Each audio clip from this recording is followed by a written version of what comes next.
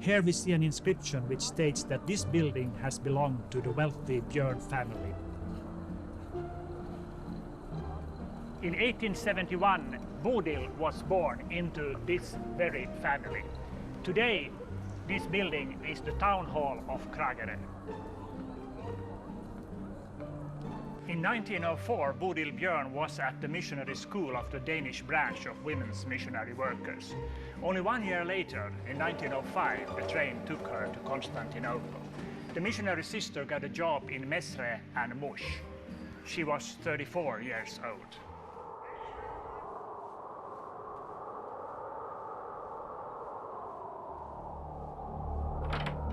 In a backward and poor country as Ottoman Turkey was then, medicine and public medical services were in no way available.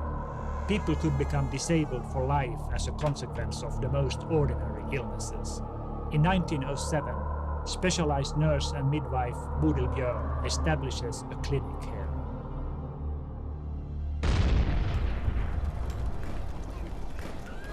In the morning, we heard how the cannons were roaring. We saw from the window how the houses of Armenians, as well as the Armenians who tried to flee, were burning. We saw how they were firing at people with broken hearts.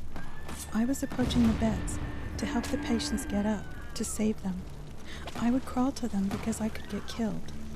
But those people still needed me. That's how I felt.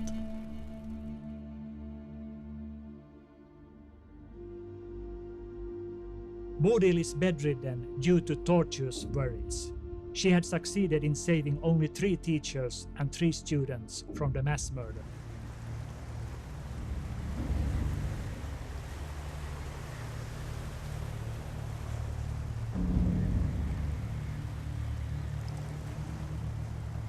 The activity of missionary and welfare-providing organizations in Turkey, which had been defeated in World War I, was gradually being halted.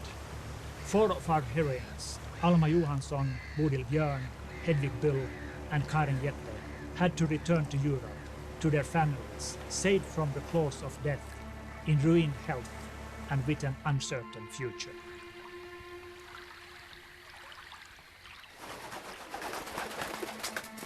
Besides the heavy burden of memories, Bodil was taking home 2 valuable things: 2-year-old Raphael and the documentary papers of the Armenian massacres, her photo journal.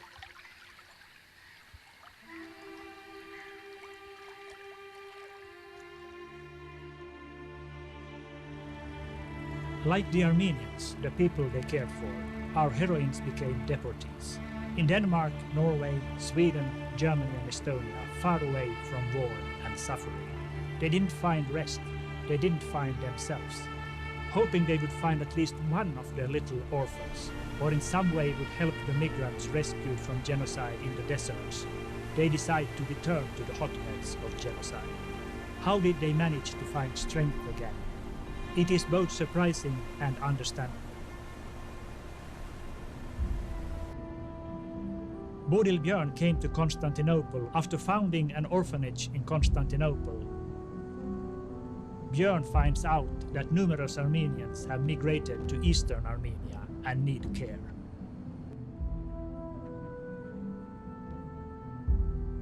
Before Bodil Katarina Bjorn came to Armenia, the country had already been Sovietized.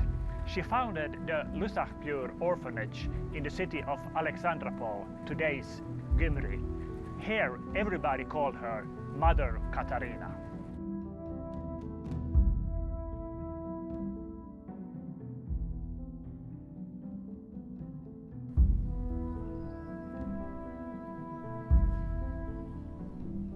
Bodil Bjorn left Armenia in 1924 when the Bolsheviks shut down the orphanage in Alexandropol that she had founded. The care of the children was transferred to Amercom, American Committee. In effect, Bodil Bjorn as a Christian missionary is exiled from Soviet Armenia. However, before she retires and returns to Norway for good, she continues to work in Syria, in Armenian institutions caring for orphans.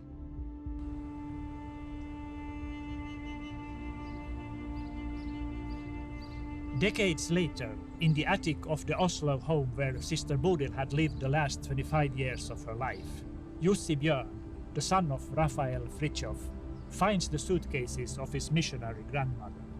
New documentation about the Armenian genocide is discovered.